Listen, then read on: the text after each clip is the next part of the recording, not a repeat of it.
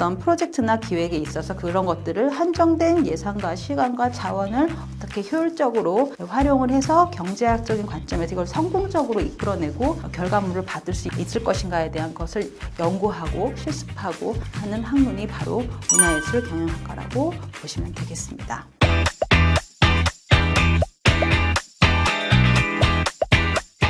안녕하세요. 오랜만에 인사드립니다. 오늘은 제가 아무래도 대학원하고 대학에서 강의를 그런 예술 경영 쪽으로 강의를 해서 그런지 주변에서 저한테 굉장히 많은 고민 상담과 그리고 진로에 대해서 많이 물어보고 같이 이야기 나누고 싶다 이런 분들이 많거든요. 그래서 오늘은 여러분들하고 같이 이분의 고민 내용을 제가 답변을 해드리면서 그 내용들 속에서도 여러분들한테 조금 도움이 될까 싶어서 오늘은 그 질문에 답을 하면서 이분의 상담 내용을 한번 같이 나눠보도록 하겠습니다. 지금 이 고민이 있는 이 분도 지금 여러분들하고 되게 비슷할 것 같고, 왜냐면 저도 그랬고 학부 때 이제 실기를 이제 미대를 가야겠다, 작가가 되고 싶다 이렇게 생각을 해서 이제 실기나 순수미술 쪽을 전공을 하고 난 후에 막상 이제 본인이 4년 동안 공부하고 그리고 전공을 해보니 여러 가지 기회 이런 속에서 다른 쪽으로 좀 관심이 돌아갈 수도 있어요. 누구나 다 그럴 수 있죠. 쭉 작가의 길을 가야겠다라고 또 공고히 그렇게 가는 분들도 계시겠지만 저랑 또 비슷하게 좀 다른 분야, 특히나 이제 우리가 미술관 갤러리 미대 다니다 보니까 그런데 막 다니면서 안 그러면은 친구들끼리의 그런 소규모의 그런 전시도 막 기억해보고 이벤트도 해보고 참여도 해보고 이러면서 작가가 아닌 이 작가가 전시하게끔 하는 데 있어서 이렇게 일련의 모든 과정들이나 이런 것들은 어떻게 이루어지나 관심이 가기 시작하면서 그거에 대해서 조금 더 공부를 해보고 싶다 이런 분들 계실 거거든요. 문의를 해주신 이 분처럼 그래서 문화예술 경영에 대해서 알게 된 이 분은 사실은 이제 개인적으로 여러 가지 이제 전시 기획은 어떻게 이루어지나 이런 것들에 위해서는 무슨 공부를 해야 되나라고 했을 때는 문화예술 경영에 대해서 제가 이제 가르치고 있는 분야에 대해서 되게 궁금해 하신 것 같아요. 문화예술 경영에 대해서 조금 먼저 설명을 드리면, 우리가 이제 실기 말고 이론과는 굉장히 많죠. 여러분들이 알고 있는 뭐 미술, 미술사, 미학 많은데 문화예술 경영 조금 굉장히 좀 어려울 것 같으면서도 또 아는 단어로만 또 조합이 되어 있죠. 그래서 이 문화산업, 문화예술 전반과 경영이라는 그 두 분야가 만나서 문화산업 전체에서 이거를 굉장히 실제로 운영되고 진행되고 구현되고 실현되게끔 하는 그런 좀 약간 경제학적인 관념이 조금 접목이 되어 있어요. 그래서 우리가 작가와 작품과 공간만 있으면 전시가 열린다라고 생각하는 그런 일반적인 전시 기획에서 조금 더 확장돼서, 예를 들면 여러분들 뭐 코엑스나 이런 데 가셔서 뭐 아트페어에 가봐서 참여를 해보시기도 하고, 티켓팅을 하는데 이 티켓팅은 네이버나 다른 쪽에서도 티켓팅을 또 하게 되고, 또 홍보는 또 다른 쪽에서 뭐 인스타그램이나 또 다른 채널로 또 홍보를 하게 되고, 또 나와서 이것을 설명하는, 그리고 또 주최자의 또 기획자는 또 따로 있고, 그리고 그 작품을 설치하기 위해서 또 그거를 설치해주는 핸들러나 운송회사가 또 다르고, 굉장히 복잡한 다양한 분야가 같이 이렇게 잘 연결이 돼서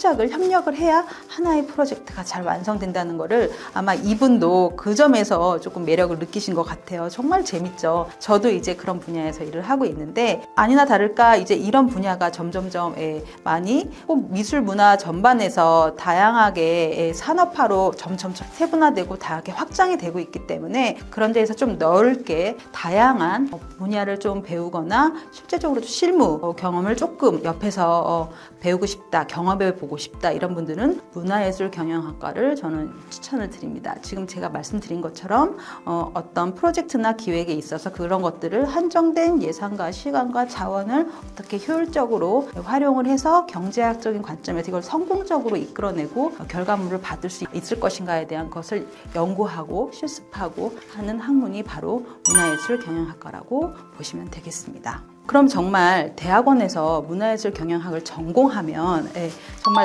나와서 어떤 일을 하게 되는 건가요? 정말 뭐 큐레이터나 작품을 사고 파는 아트 딜러 이렇게 뭐 이런 정도가 될 수 있는 건가요? 라고 물어보셨는데, 사실은 이거는 여러분들이 알고 있는 직업이 요만큼이어서 그렇지 정말 이런 관련된 직업군들은 너무너무 많죠. 그래서 전시를 기획하고 그 작가를 섭외하고 연구하고 그 작품 세계를 잘 메시지를 전달하기 위한 학예실 쪽에 있는 분들 외에도 이것들을 조금 더 대중들한테 이해도를 높이기 위해서 하는 뭐 에듀케이터 쪽으로도 있고, 그리고 이거를 정말 뭐 마케팅적으로 이왕이면 어렵게 한 이 전시가 굉장히 많은 사람들이 볼 수 있도록 하는 홍보 마케팅 쪽에 또 분야가 할 수가 있고, 그리고 이거를 2차 상품, 뭐 아트 상품, 굿즈나 아니면 포스터나 책이나 출판 이런 거랑 연결하거나 아니면 공연이랑 연결해서 또 다른 그런 컨텐츠를 또 만들어낼 수 있는 또 이런 분야도 있고, 지금 말씀드린 것만 해도 뭐 4-5가지잖아요. 이런 것들이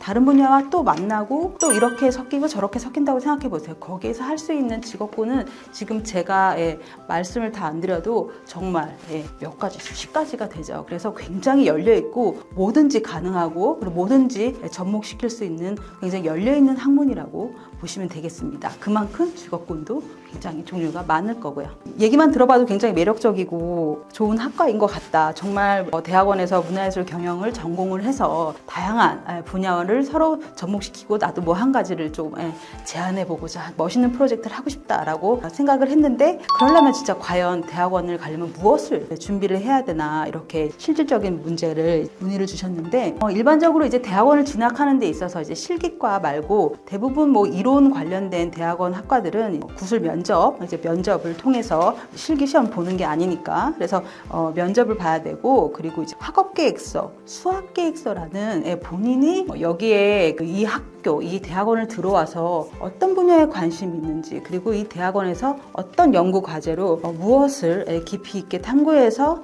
어떤 논문이라든지 어떤 형식으로 무엇을 담아낼 수 있을 것인지에 대한 일련의 여러 가지 이제 기승전결이 담긴, 그래서 나는 이런 지원 동기를 통해서 이런 분야를 연구하고 싶은데 이 연구 분야가 왜 관심이 있었냐면, 또 이것들이 어떻게 사회에 기여가 되고 이것들이 어떻게 또 쓸모있고 매력적으로 내가 할 수 있는지를 좀 어필할 수 있는 그런 수학계획서를 굉장히 잘 작성을 해야 됩니다. 바로 키는 수학계획서죠. 뭐 구술 면접이라든지 아니면 다른 것들이야 조금 그럴 수도 있겠지만은, 충분히 본인이 말주변이 굉장히 좋고 그리고 누구와 대화 나누는 걸 좋아하고 평소에 생각하고 있는 것도 되게 많아서 다른 부분들은 뭐 다 잘할 수 있어요. 전 면접 잘해요. 근데 이제 수학계에서 조금 더 전문적으로 본인이 이제 하고 싶은 것과 이 학교에서 정말 내가 좋아하고 관심 있고 지금 당장 이 수준에서 굉장히 완벽한 어떤 이론적인 학문을 내가 로직을 갖고 있지 않더라도 내가 얼마만큼 관심이 있고 얼마나 열심히 연구해서 결과물을 내고 싶은지에 대한 그런 열정이 고스란히 드러나 있는, 하지만 굉장히 체계적으로 잘 정리가 되어 있는 수학계획서가